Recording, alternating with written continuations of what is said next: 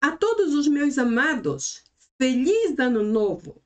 E eu tenho certeza que não apenas eu, mas você também pode crer que teremos um feliz e muito abençoado ano novo, principalmente porque cremos que neste novo ano de 2023, Deus estará cumprindo todas as promessas que nos fez neste ano passado, que terminou dias atrás, o ano 2022. E como Ele é sumamente fiel, Ele cumprirá para contigo e também para comigo tudo quanto nos prometeu. Por isso lhe digo feliz ano novo para você, sua família e todas as demais áreas e aspectos e pessoas que estão ao redor da sua vida. Bem, sou sua irmã em Cristo, Carmen Henneman, e hoje o nosso tema é um tema de celebração, porque hoje falaremos sobre o ano novo. Porém, para entender esse contexto de forma completa e geral, precisaremos remontar-nos um pouco na história, principalmente porque o Ano Novo não é uma celebração que se dá apenas agora, não é algo deste momento, mas é algo que ocorre desde muitos anos atrás.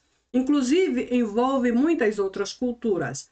Então, eu vou trazer alguns aspectos históricos, algumas datas, algumas, algumas observações ou detalhes. Não vou falar sobre eles, apenas vou mencioná-los somente para ajudar-nos a situar-nos dentro da história e assim entender o que a Bíblia diz, o que a Bíblia mostra sobre essa mudança de tempo, essa mudança de era, essa mudança de calendário.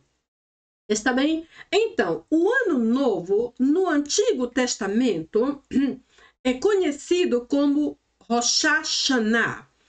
Rosh Hashanah é uma espécie de observância e celebração que se dá normalmente nos 2 primeiros dias do mês Tisri, como vamos ver agora mesmo, que é o 7º ano eclesiástico.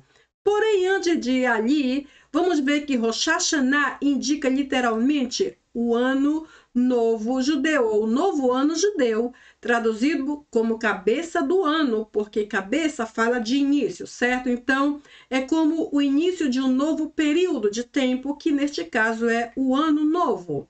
E, como já disse, é celebrado entre o primeiro e segundo dias do mês Tisri, que é o 7º mês eclesiástico, e que ocorre normalmente entre setembro e outubro do nosso calendário, ou seja, ocorre mais ou menos no nosso outono, setembro e outubro, aproximadamente. Então, veja bem, o Rosh Hashanah ocorre para, primeiro, comemorar ou para celebrar o início do ano civil judeu, neste caso a cultura judeia. Durante esse período se toca incessantemente o shofar. O shofar é um instrumento, é um tipo de instrumento musical de sopro, considerado um dos mais antigos do mundo. E para os judeus, inclusive, isto não é somente um instrumento musical, mas é um instrumento tradicional e sagrado. Ou seja, é algo usado somente em situações solenes. O shofar é feito de um chifre de um animal chamado kudu e usado em ocasiões muito especiais. Neste caso, situações solenes ou chamadas situações sagradas ou situações muito especiais, e não era tocado em qualquer situação sem sentido ou sem razão nenhuma. E o shofar era tocado principalmente com a intenção de fazer muito barulho, barulhos fortes, barulhos altos, barulhos assim persistentes, repetidos, porque tudo isso aqui junto expressava a forma de celebrar o ano novo. O Rosh Hashanah trazia esta alegria de tal maneira que tudo se transformava em uma grande festa, em uma enorme celebração, como vimos rapidamente. Vemos então que há um nome bíblico para o Rosh Hashanah, e este nome bíblico é Yom Teruah. Yom Teruah é o que corresponde mais ou menos a Rosh Hashanah, porém, biblicamente falando, e que também corresponde ou que está totalmente associado ao Ano Novo. Há, entre outras formas, algumas de se celebrar o Yom Teruah, aqui, que é o Ano Novo, é frequentar os serviços da sinagoga, recitar uma liturgia especial, que neste caso era a Teshuvah, coloquei mais ou menos a transliteração, e que significa retorno e arrependimento. Retorno às práticas judaicas e arrependimento, neste caso, refere o retorno a Deus através do arrependimento. Ou seja, Teshuvah refere a retorno às práticas judaicas, mas também retorno a Deus através do arrependimento dos nossos pecados. Então, vamos ver que, além disso, a Teshuvah aqui, neste caso, era algo que representava, que tinha uma grande importância para a cultura judeia e que tem até hoje, porque é mais frequentemente associada aos grandes dias sagrados, especialmente os 10 dias de arrependimento, como menciona-se aqui um pouco antes de Yom Kippur. Vamos ver então que essas três formas eram as formas, ou as três mais comuns, ou entre outras, três formas mais comuns de se celebrar o Yom Teruah. Agora vamos ver também que a origem do Ano Novo hebraico está ligada ou associada diretamente ao início do ano econômico na sociedade agrícola do Antigo Oriente. Ou seja, o novo ano era o início do ciclo da semeadura, era o ciclo do crescimento e da colheita, que era marcado por seu próprio conjunto de grandes festivais agrícolas. Neste caso, esse era um dia de descanso e de fazer grandes ofertas, onde as trombetas e os chifres eram tocados o dia inteiro, para fazer barulho. Ademais que o Yom Teruah também é associado a dia de gritos ou dia de explosões. É outra, digamos, entonação ou conotação que se dá aqui a Yom Teruah, que é o nome bíblico para o Ano Novo associado a Rosh Hashanah. Então, somente algumas informações para ver como nos situamos na história. O ano propriamente dito é definido aqui pela palavra Hashanah. Ou seja, Hashanah é traduzida por ano ou o ano. Pode ser um ou outro e tem origem na ideia de mudança, tem origem na ideia de ação repetida ou simplesmente um ciclo completo de mudanças, ou seja, algo bem pensado. Agora, visto que as estações se repetem, as pessoas fixam um calendário para dar conta dos acontecimentos anuais e, inclusive, para lembrá-las nas estações futuras. Por isso, o calendário girava em torno dos ciclos da agricultura. Ou seja, é interessante ver como o calendário, incluindo as estações, estão totalmente associadas à agricultura, porque de acordo com a estação era o tempo do plantio, mas também de acordo com as estações, o tempo da colheita. Algo bem interessante de se observar. Vejamos também que as pessoas observavam as alterações climáticas e a duração dos dias em seu plantio e colheita. Interessante. Agora, festas religiosas também eram estabelecidas paralelamente ao ano agrícola, como já vimos anteriormente, a importância da agricultura. Nenhuma grande festa religiosa, por exemplo, era celebrada durante o tempo da maior colheita. Observava-se também que haviam 4 estações e o ano solar tinha aproximadamente 365 dias, mais ou menos parecido ao nosso. Embora os calendários nem sempre fossem precisos, os ajustes eram feitos periodicamente para compensar a falta de precisão. Ou seja, aqui é algo de que vamos falar no próximo vídeo, certo? Há uma diferença entre mês e mês, entre ano e ano, por isso há algo muito comum chamado ajuste para compensar a precisão de cada mês durante cada um desses anos. Então, 4 estações formavam o ano solar, que apresentam mais ou menos essa quantidade de anos parecido ao nosso, e vamos ver como esse ajuste se dá até hoje. Em grego, no grego do Novo Testamento, ano se traduz como ethos, literalmente ano ou anualmente, depende do texto que usemos.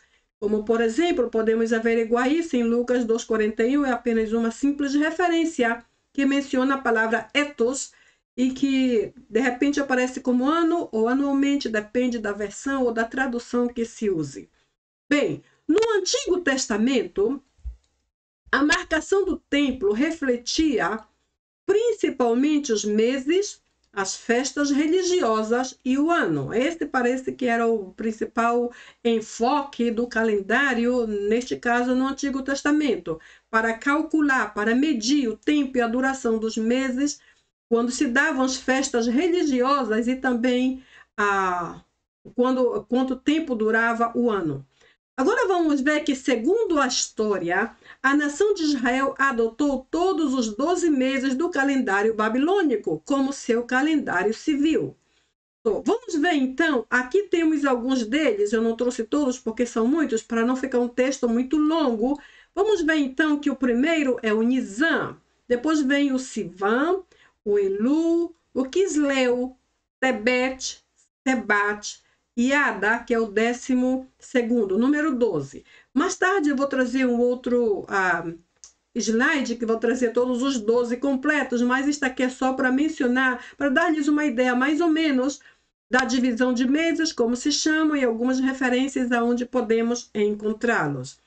Veremos então que, segundo o historiador judeu Joséfo, Israel tinha 2 ocasiões para comemorar o Ano Novo. Isso aí, eu gosto muito dessa informação, porque vemos então a variedade cultural nesse tipo de informação.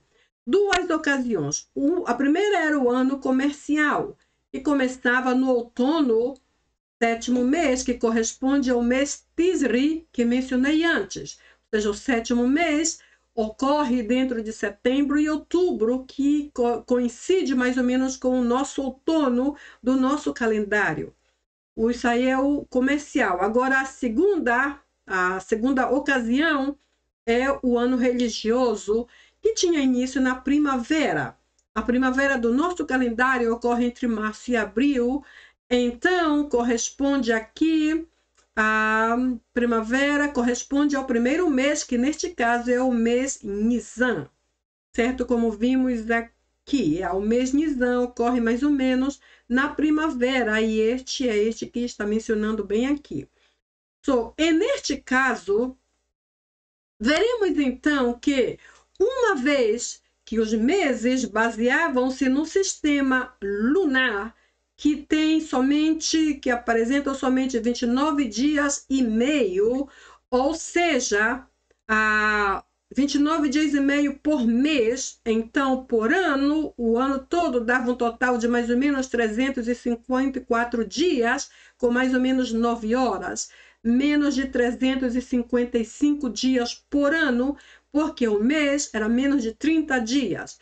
Esse total aponta mais ou menos 11 dias a menos que o ano solar, que corresponde ao nosso tempo, por causa da quantidade de dias.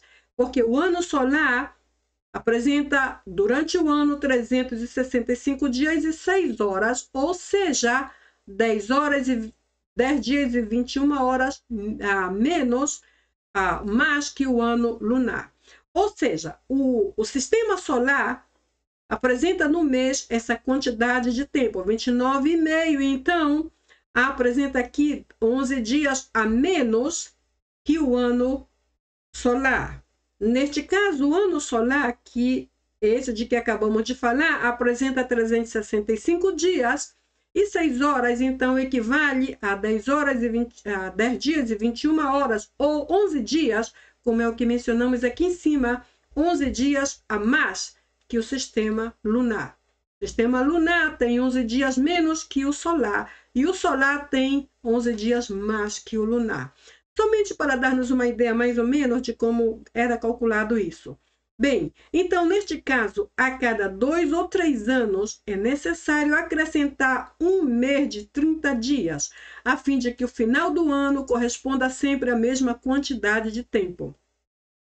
Entre cada 2 ou 3 anos, por causa dessa diferença de dias, 11 horas e algumas 11 horas, 11 dias e algumas horas de diferença. Então é necessário acrescentar um novo mês de 30 dias cada vez. Isto se chama ajuste. Agora vê que para ajustar o mês lunar com o ano solar, a Babilônia tinha um sistema ajustável, provavelmente, na qual acrescentava-se 7 meses ao calendário. 7 meses ao calendário por um período de 19 anos. Ou seja, cada 19 anos, o sistema babilônico acrescentava 7 meses mais ao seu calendário, somente para ajustar a quantidade de dias por ano.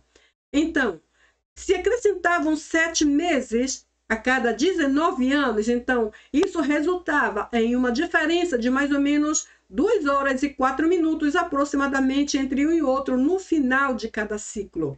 Neste caso, Israel deve ter ajustado seu calendário de modo semelhante ao calendário babilônico, acrescentando o segundo mês de Adar quando necessário. Somente informações. Veremos também que durante o período em que os gregos governaram o mundo antigo, o calendário Seleucida era o utilizado. O calendário Seleucida era o calendário que os gregos criaram e que eles mesmos usavam, ou seja, era o calendário da época. Um calendário bastante útil e tenho certeza que bastante inteligente, porque era o calendário que eles usavam. Bem, veremos também que, apesar de ser difícil saber qual dos dois sistemas era usado, os judeus parecem ter feito uso do calendário macedônico. Isso significa que a era Seleucida, Seleucida na história dos judeus teve início mais ou menos nesta época. Mais ou menos, a era Seleucida na história teve início no primeiro dia do 7º mês, que é Tisrei, como já mencionei, entre 312 e 311 a.C., aproximadamente.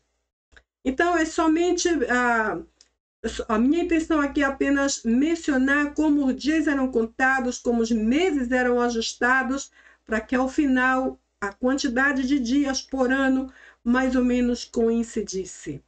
No Novo Testamento, vimos que as mais frequentes festas religiosas são as festas dos pães asmos, e aqui temos algumas referências: festa do Pentecostes, a festa do tabernáculo e a festa da dedicação.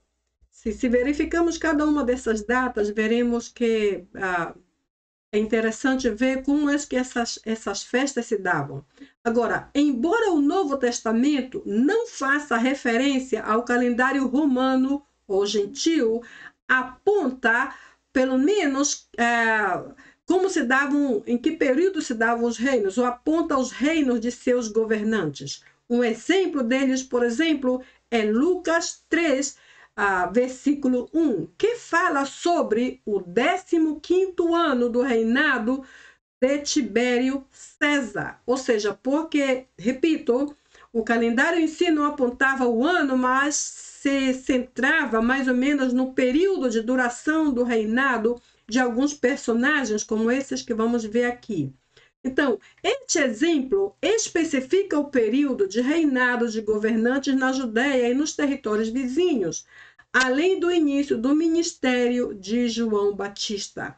Tal governo deve ter se dado mais ou menos entre o período 28 e 29 depois de Cristo, e indica que Lucas usou o calendário juliano ou o calendário do reino. O calendário juliano é aquele que nasce com Júlio César, ou seja, Júlio, então surge Juliano. Aparentemente, parece que havia uma sequência. De acordo com a cabeça que estava reinando, era o tipo de calendário que funcionava na época. Então, vamos ver aqui que essas referências não enfatizam o ano, e sim os reinados dos imperadores, como, por exemplo, César Augusto, Cláudio César, Quirino, Gálio, o rei Herodes e inclusive ele etnarca Aretas. Ou seja, é somente uma espécie de observação para ver como é que nós entendemos a contagem desse povo, né? Uma observação importante é que, segundo o calendário do Novo Testamento, isso aqui é bem interessante, os evangelhos de Mateus, Marcos e Lucas mencionam que Jesus celebrou a Páscoa com seus discípulos na véspera em que foi traído. Interessante isso. Na véspera em que foi traído, então Jesus celebrou a Páscoa com seus discípulos. Porém, o evangelho de João narra que os judeus não tinham celebrado a Páscoa nessa ocasião. Parece que há uma discrepância de informação. O João afirma que eles não celebraram a Páscoa no dia antes de Jesus ser traído, ou simplesmente não menciona nada, ou menciona que não foi assim, ou simplesmente oculta esta informação. O caso é que entre essas duas informações há uma espécie de discrepância e as informações não batem exatamente. Então, o que podemos pensar aqui? Possivelmente os três evangelhos, Mateus, Marcos e Lucas, narram a partir dos eventos da crucificação, de acordo com o método Galileu, que funcionava ou que surgia ou que era usado no início do dia ao nascer do sol. E este método Galileu foi o mais usado por Jesus, os discípulos e os fariseus. Porém, João, por causa da informação diferente que vimos aqui em João, que disse que Jesus possivelmente não fez a Páscoa um dia antes da sua traição, então vamos ver aqui. João possivelmente o contabilizou de acordo com o método da Judéia, que se dava ao pôr do sol. Então, veja bem, a diferença de informações nos leva a um diferente cálculo matemático, certo? Eu gosto muito desse tipo de informação, porque são cabeças pensantes e são informações muito úteis para o que vamos seguir descobrindo. Então, eu repito isso muito rápido aqui. O Novo Testamento informa a mesma coisa, mas de duas maneiras diferentes. Informa que, segundo os evangelhos de Mateus, Marcos e Lucas, Jesus fez a Páscoa com os discípulos um dia antes da sua traição, e João disse que não foi assim, ou simplesmente não menciona nada. Por quê? Então, uma forma de entender é que possivelmente os evangelhos, os três aqui, Mateus, Marcos e Lucas, que disseram que Jesus fez a Páscoa com os discípulos um dia antes da sua traição, usou o método Galileu, que era usado por Jesus, os discípulos e os fariseus e que se dava ao nascer do sol. João, como não mencionou a mesma informação sobre a Páscoa um dia antes da traição de Jesus, possivelmente usou o método da Judéia, que se dava ao fim do dia ou ao pôr do sol. Então, entre o início do dia e o fim do dia, entre o nascer do sol e o pôr do sol, existem algumas diferenças de horas, e isso afeta basicamente o calendário. Aqui temos o calendário completo e é bastante interessante. Vimos aí naqueles 6 ou 7 que mencionei para vocês, que o primeiro aqui é o mês Nisan, que ocorre na primavera. A primavera do nosso calendário está bem aqui, mais ou menos entre março e abril. Vimos também que o sétimo aqui é o Tisri, que é ao sétimo ano eclesiástico, certo? E que se dá mais ou menos no outono do nosso calendário, que está mais ou menos entre outubro e setembro. Se seguimos esta ordem, vamos contar 12 meses exatamente, mais ou menos concordando com os 12 meses que nós temos no nosso ano. Apenas que os meses judeus, de acordo a esse calendário, vão da metade do mês até a outra metade, e assim sucessivamente.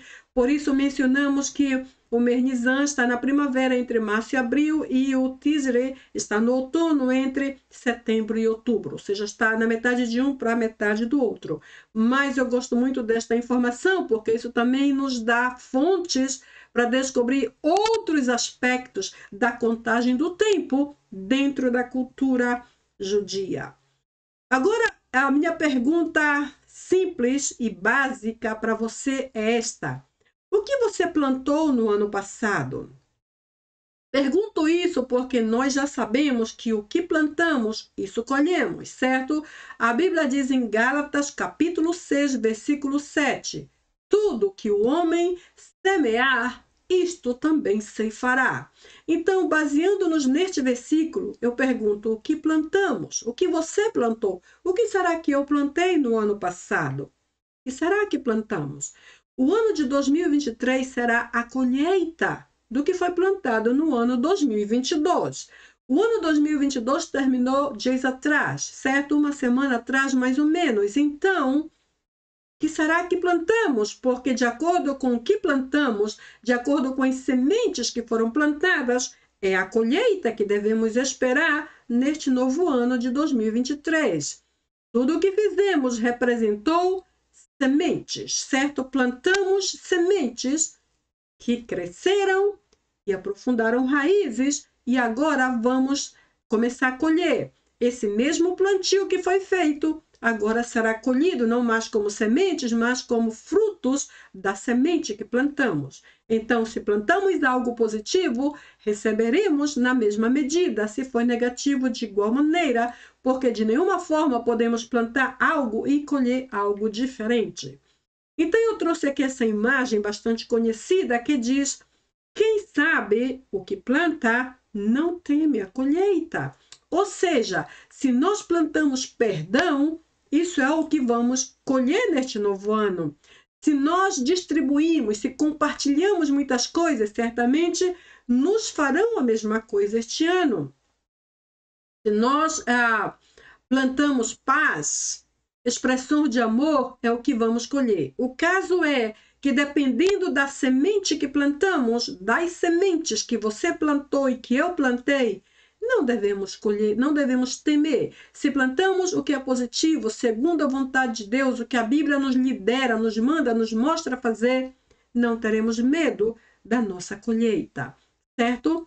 Então vamos ver, em algum momento futuro, que pode ser hoje, que pode ser este ano de 2023, estas sementes que plantamos aqui em 2022 serão colhidas.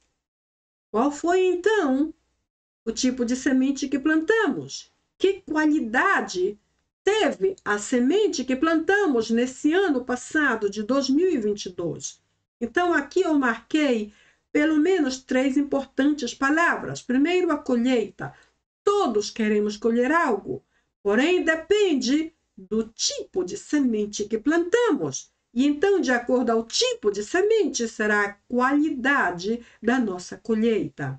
Então, esta imagem, que também é muito conhecida, diz: a semente é opcional, mas a colheita é obrigatória. Muito interessante esta mensagem, certo? Então, aqui está Gálatas 6,7, que é o meu versículo de preferência para este tópico, e que diz: não vos enganeis, de Deus não se zomba, pois aquilo que o homem semear, aqui a semente, right? Certo? Que o homem semear, isto também ceifará. Agora, por que o versículo começa dizendo de Deus não se zomba? Quando eu planto algo negativo, algo mal, algo perverso, algo falso, eu zombo de Deus quando exijo dele que me dê algo positivo. Como receber o positivo se tudo que eu plantei foi negativo? De Deus não se zomba. Não podemos chegar agora diante de Deus nesse novo ano e dizer: Senhor, mas por que tu não me abençoas? Por que não fazes isto? Por que não abres esta porta? Por que não me respondes? Bem, então talvez uma das formas de entender é através do que plantamos nesse último tempo da nossa vida. Porque, de acordo a este versículo, o que o homem semear, isto também se fará, é o que devo esperar. Então, se eu plantei o positivo, é o que vou receber. Se for negativo, também é o que vou receber.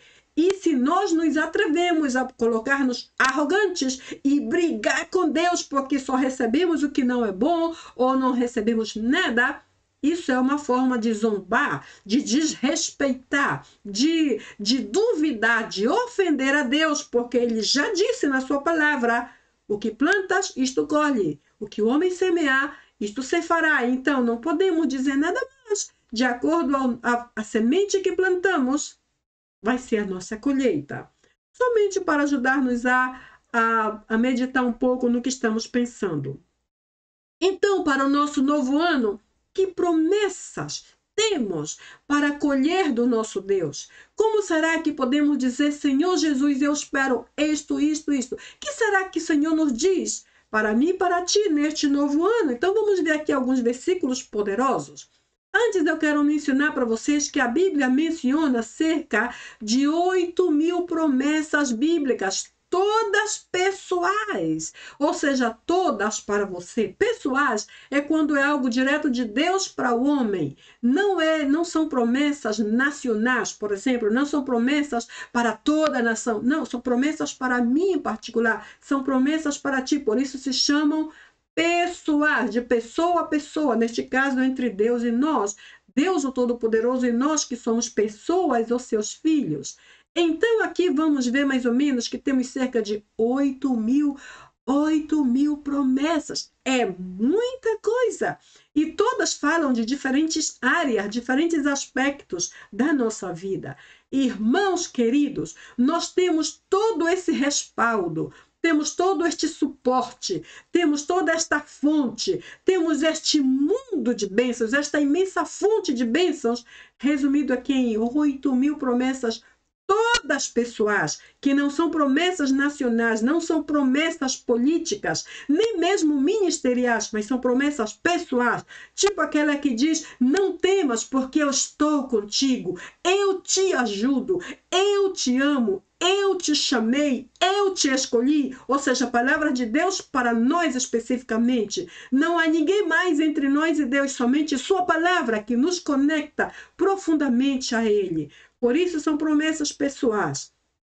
E o fato de que descobrimos 8.000 promessas nos dão um grande, eu diria assim, um grande privilégio. Eu poderia também dizer um grande direito de ir até Ele e dizer, Senhor, Tu me prometes tudo isso, agora eu espero de Ti. Eu sei que não mereço, porém, como Tu és tão fiel e não podes negar-te a Ti mesmo e não podes esquecer o que prometestes, aqui estou, Senhor, pronto para receber as Tuas promessas cumpridas ou o cumprimento delas. Então eu vou mencionar aqui alguns versos, claro que eu não vou mencionar os 8.000 porque não há tempo, então só mencionar alguns versos simples para ver como podemos identificar-nos com o que Deus vai fazer por nós neste novo ano. Por exemplo, vimos em Jeremias 29:11, é um versículo que todos sabemos, muito lindo e muito claro, que diz, porque sou eu que conheço os planos que tenho para vocês, diz o Senhor, planos de fazê-los prosperar e não causar dano, planos de dar a vocês esperança em um futuro. Só pelo fato de dizer, eu sei que planos tenho para vocês, já me enche de esperança, sinceramente. Porque partindo do nosso Deus, que podemos esperar? Ele tem sempre o melhor para mim e para ti. Então, começar o nosso ano novo de 2023, confiando em que Ele sabe que planos fez respeito à nossa vida, isso já é uma grande vitória. Em Mateus 5,16 lemos, assim brilhe a sua luz diante dos homens, para que vejam suas boas obras e glorifiquem o vosso Pai que está no céu. Esta é uma palavra de ânimo que incentiva o nosso testemunho. Devemos ser luz e, ademais, sendo luz, expressaremos as boas obras que o nosso poderoso Pai nos ajuda a fazer, a produzir e, afinal, dar a Ele a glória que lhe é devida através dessas boas obras. Isso aí é um chamado que o Senhor nos faz. Nos chama a ser seus filhos, nos santifica e nos manda. Para quê? Para ser luz, para fazer boas obras. E eu quero mencionar aqui, a palavra boas obras não são aquelas boas obras que alguns dizem que vão salvá-los. Não, porque boas obras não salvam ninguém. Nós fomos criados para boas obras, porém elas não nos salvam. Porém, mesmo assim, ainda que não nos salvem, o Senhor nos chamou para fazer boas obras, ajudar os pobres, visitar os presos, orar pelos enfermos, compartilhar um pouco do nosso alimento com os que estão nas ruas, os mendigos, por exemplo, os abandonados, ou seja, fazer boas obras, fazer aquilo que Jesus fez quando esteve aqui fisicamente, certo? e afinal glorificar o seu nome, porque as pessoas dirão: uau, quem é este que vem de tão longe compartilhar e falar e ajudar? Quando descobrirem que somos cristãos, relacionarão com Cristo e dirão: uau, glória a Deus, porque mandou essas pessoas para me ajudarem. Desta forma, estaremos sendo luz. Isso é o que devemos fazer no nosso ano de 2023. Em Colossenses 3, 14 e 15, lemos assim: acima de tudo, porém, revistam-se do amor, certo? Que é o vínculo da perfeição. Interessante, o amor é vínculo e, ademais, é vínculo da perfeição.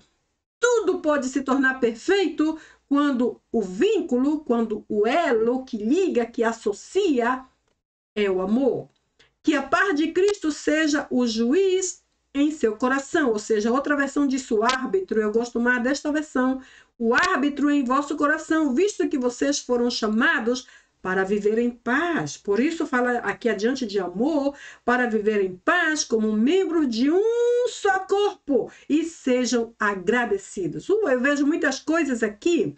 Primeiro, devemos andar revestidos de amor, não de amargura, não de queixas, não de ódio, não semeando divisões, mas de amor, porque o amor produz perfeição. O amor é o vínculo, é o elo, é a ligação que resulta, que culmina em perfeição.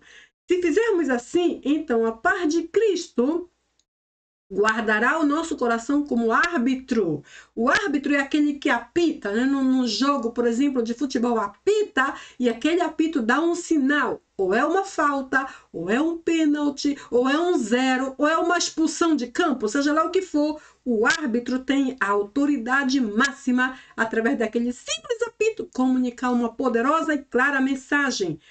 A palavra do Senhor diz que a paz de Deus seja como este árbitro. Ou seja, se há paz no nosso coração, tudo está bem. Se não há paz, algo não está bem. E se eu não sei o que é, devo orar. Porque ou eu estou fazendo algo errado sem saber, inconscientemente, ou eu estou fazendo porque quero, isto ainda é pior.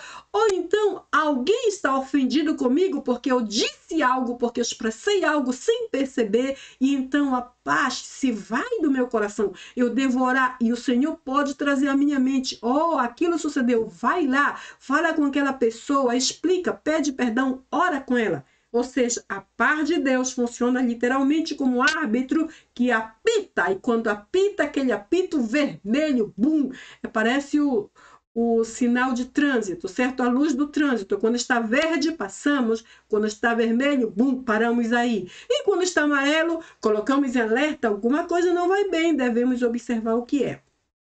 E então, a Bíblia diz que fazendo essas coisas, todos verão que somos membros de um só corpo, neste caso Cristo, e ao final nos lembra dizendo: e não esqueçam de agradecer. Sejam agradecidos, não sejam mal agradecidos, não sejam murmuradores, não sejam fofoqueiros, não sejam divisores, não sejam carnais, não sejam instrumentos do diabo, sejam agradecidos. São desafios para o nosso novo ano de 2023. O versículo de Isaías 40, 31, que você já conhece bem, diz: os que esperam no Senhor renovam as suas forças. Ou seja, aqui já vemos uma condição. Renovam as suas forças, voam com água, asas como águias, correm e não se cansam, caminham e não se fatigam. Vejam quantas coisas podemos fazer quando esperamos no Senhor. Quando esperamos nele, por exemplo, temos as nossas forças renovadas. Número 1.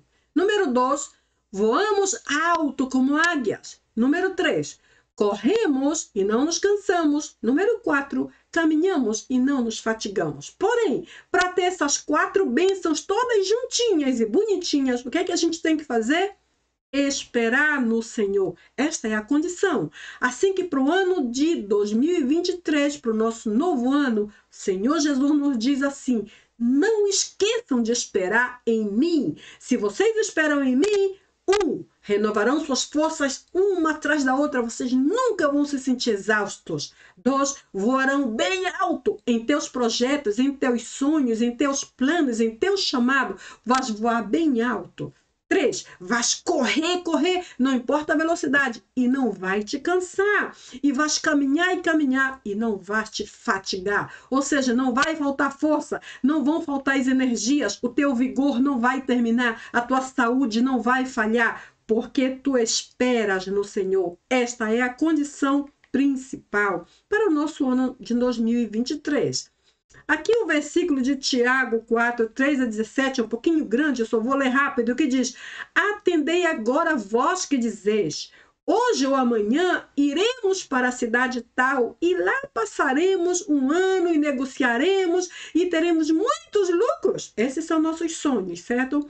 Vós não sabeis o que sucederá amanhã, nos diz Tiago. Que é a vossa vida? Essa é uma pergunta. O que é que vocês são? O que significa a vossa vida? Sois apenas uma simples neblina que aparece por instante e logo se dissipa. Ou seja, uma neblina é uma espécie de fumacinha, né? Sopra e bum, desaparece tudo e logo se dissipa. Em vez disso, nos diz Tiago, devia dizer, se o Senhor quiser, veja bem a observação, se o Senhor quiser, não só viveremos, como também faremos isto ou aquilo. Agora, entretanto, vos jactais das vossas arrogantes pretensões.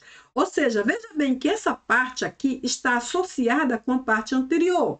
Quando nós dizemos, eu vou viajar e vou fazer isso, eu vou negociar e vou ganhar muito dinheiro, muitos lucros, como menciona aqui, essa última parte está totalmente associada e diz, vocês se jactam, vos jactais das vossas arrogantes pretensões. A Bíblia chama isso de arrogantes pretensões, quando planejamos separados de Deus, nem sequer sabemos o que Ele quer de nós e já estamos fazendo a nossa agenda de negócios, de viagem, de planos e de projetos. Ele disse, se vocês desassociam isso de mim, vocês estão sendo arrogantes e pretensiosos, ou seja, não vai funcionar.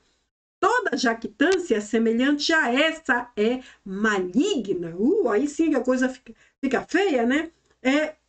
É algo maligno. Por quê? Porque lá no céu, quando Lúcifer estava lá, teve o privilégio, imagine-se, de estar no céu sendo o principal líder de música e adoração e tudo isso, ele se transformou em alguém arrogante, presunçoso, prepotente, autossuficiente, de tal maneira que ele quis ser igual a Deus e começou a ser um invejoso, ciumento, enganador e fez toda aquela tragédia que fez com ele próprio. E chegou o momento em que ele foi literalmente expulso, ele e todos os que concordaram com ele. Por isso o texto diz assim, toda essa jactância é maligna, ou seja, vem dele, porque ele inventou esse tipo de conduta e agora muitos se deixam contaminar, dizendo, bom, eu vou viajar, não me importa orar, que me importa o que Deus diga, eu vou viajar, vou comprar um auto novo, vou morar no estrangeiro, eu vou me casar, eu vou divorciar, eu vou fazer da minha vida o que eu entender. A Bíblia diz, se nós fazemos planos desassociados de Deus, ou seja, sem esperar pela resposta dele, pela direção dele, estamos atuando de forma maligna. Portanto, aquele que sabe que deve fazer o bem e não faz, nisto está pecando. A coisa é muito séria para o nosso ano de 2023, assim que coloquemos em linha para não ofender a Deus. Aqui em Salmos 34, 8, lemos assim, provai e vede que o Senhor é bom. Isto não temos nenhuma dúvida. Como é feliz o homem que nele se refugia. Uau, isso aqui é uma exclamação, vemos uma exclamação aqui, certo? Provai e vede que o Senhor é bom. Eu sei, irmãos, que nem sequer precisamos provar o nosso Deus é bom. Porém, podemos sim fazê-lo. Podemos dizer, Senhor, eu tenho esta dívida, por exemplo, eu tenho que pagar até o fim do mês. Manda provisão, abre portas, usa pessoas, cria circunstâncias, ajuda-me, Senhor. Estamos provando. Não é que estamos colocando Deus à prova, mas estamos pedindo, estamos levando a Ele as cargas que não podemos solucionar sozinhos. Então, colocamos tudo isso nas mãos de Deus, estamos provando e com certeza Ele vai suprir, porque já fez comigo tantas vezes e eu não sou nada melhor que ninguém, assim que com certeza tu também tens testemunho de que Ele não precisa ser provado. Ele é absolutamente bom, muito bom, excelentemente bom. Nós não precisamos duvidar do nosso Deus. E a Bíblia diz, se tu te refugias nele, tu és feliz.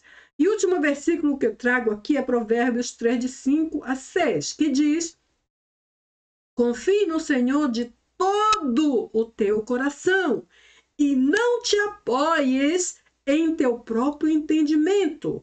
Reconhece o Senhor em todos os teus caminhos e Ele endireitará as tuas veredas. Aqui temos diferentes coisas. Primeiro, confia no Senhor, não com um pouquinho do coração, não com uma parte do coração, não com uma metade do coração, mas de todo o teu coração. E então, aí vem a conclusão. Ou seja, outra vez temos uma condição.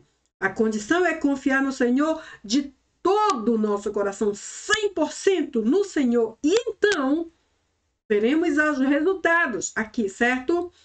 Os resultados são: Ele endireitará todas as tuas veredas. Esse texto não menciona todas, mas na outra versão diz: e Ele endireitará todas as tuas veredas. Ou seja, não importa que área, que situação, que problema, o Senhor endireitará, responderá, suprirá, sarará. O Senhor sarará o nosso caminho, o Senhor sarará até o nosso passado, nos ajudará a não pensar muito nos erros que cometemos no passado, nos ajudará a perdoar a nós próprios, porque o Senhor é bom, diz a sua palavra. O segredo é só confiar nele de todo o nosso coração. A expressão todo o nosso coração também não se refere só à totalidade do coração ou da nossa fé, mas também se refere em todos os aspectos. Ou seja, se eu creio que o Senhor pode suprir a comida na nossa mesa, então eu também devo crer que Ele pode curar desta enfermidade tão terrível que às vezes apresentamos. E assim como creio que Ele pode, por exemplo, suprir para que eu possa ajudar uma família tal, Ele também pode dar-nos uma nova casa, se esta é a necessidade. Ou seja, todas as áreas. Então, esse aspecto aqui, todo o teu coração, é todo e absolutamente todo. Todas as áreas, em todos os aspectos, todos os níveis, todas as dimensões, todas as esferas, todos os povos, em todos os tempos. Totalidade é o que Deus requer, é o que Ele espera de nós. E então veremos todas as nossas veredas endireitadas, ou saradas, ou restauradas. O nosso Deus é muito fiel e não temos nenhum motivo para duvidar dele. Eu trouxe esses versículos aqui, eu tinha uns 500 versículos para trazer, mas que pena que o nosso tempo não nos permite. Então, eu coloquei isso aqui como promessas para o novo ano. Eu quero que você, assim como eu, se agarre firmemente a essas 8.000 promessas pessoais. E quando oremos hoje, digamos: Senhor, tu dissertes, e tua palavra diz que tu não és homem para que mintas, nem filho de homem para que te arrependas. Aqui estou, Senhor, pronto para receber a resposta do que tu me prometestes. E que, se fizermos assim, o nosso ano de 2023 será mais que abençoado. Não importa como está a política, não importa o que fazem as nossas costas, não importa os traidores que cruzam os nossos caminhos. Se nos agarramos a essas promessas do nosso poderoso Deus, seremos mais que vencedores, como nos diz Romanos 8:37. Em Cristo somos muito mais que vencedores. Hoje eu preguei sobre isso para um grupo de pessoas e eu descobri que a expressão muito mais é uma expressão de aumentativo que Paulo teve que usar porque ele não encontrou uma expressão única e exata que pudesse expressar o mesmo aumentativo. Então era algo que ia mais do que ele podia dizer, assim que ele disse: vocês são muito mais que vencedores.